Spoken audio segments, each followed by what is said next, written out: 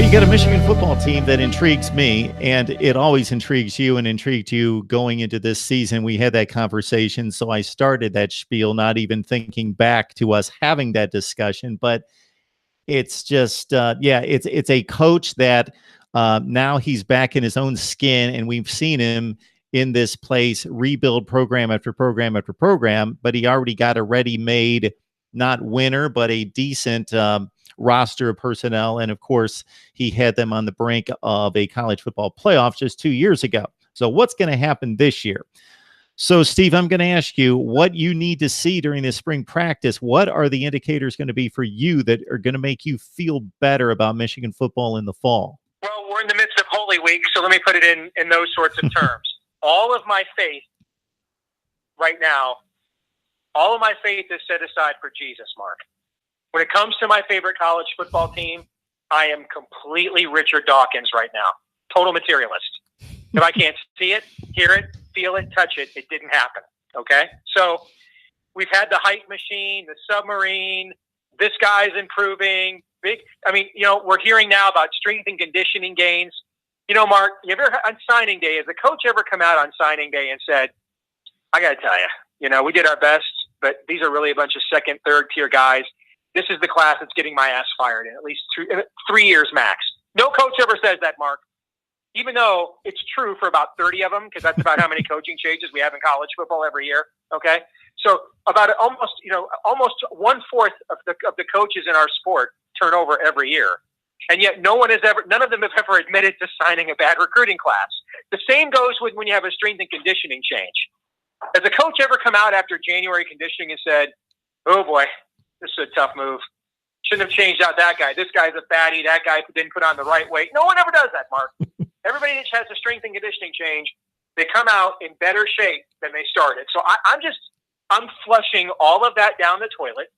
I'm waiting to see what happens with Shea Patterson's eligibility.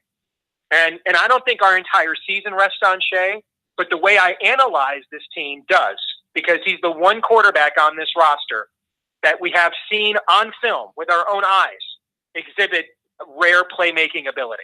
Okay, so if he's eligible immediately, I'll have one set of expectations, because when you look at our team, there's really not a lot of holes. You look at our entire defense, it's pretty much too deep with 4- and 5-star recruits at every single position group. This could be the deepest, fastest Michigan defense.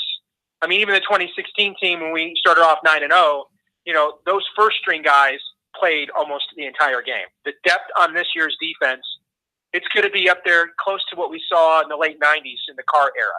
So defensively, they're going to be very good. Special teams, punting could improve a little bit. Quinn Nordine had one of the greatest seasons any Michigan kickers ever had. He's only going to be a sophomore. We've got so many, like Ohio State and a lot of in Penn State, we've got 15 guys that run 4.4s that we can have return kicks. So special teams are in good shape. You look at our offense, the 1-2 punch at tailback with Karan Higdon and Chris Evans, you're pretty good there. You have to think with another year of development. Normally sophomore year, I told you last year I didn't buy the hype about our freshman receivers, because freshman receivers almost never step up. But sophomore receivers usually make a huge leap. I think you'll see that position group make a huge leap. I think the offensive line will be better just by virtue of a more unified message. It still may not be as dominant as you're used to seeing under Michigan, but it'll be better than it was last year. To me, this entire thing comes down to quarterback, especially when you look at the schedule we are playing. If you have a quarterback like Shea Patterson sitting there, Michigan's going to be better. I think when you look at our roster, man, 1 through 22, you take the quarterback position aside, we play a very tough schedule this year. Physically, I think we're going to be better than all the teams on our schedule, except the one we play at the end of the year. But if we have a situation where we have a C-plus quarterback dragging the rest of the roster down, we've already seen what that looks like against top competition. It looks like last season. So that's why my only analysis is, tell me if Shea is eligible. If Shea is eligible, then I think we have a team that can compete for a playoff spot.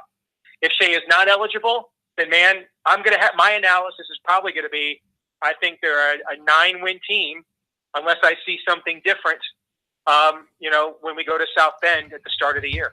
And I'm sure you and I will do this a few more times between now and September 1. and I'm probably going to repeat myself on that front.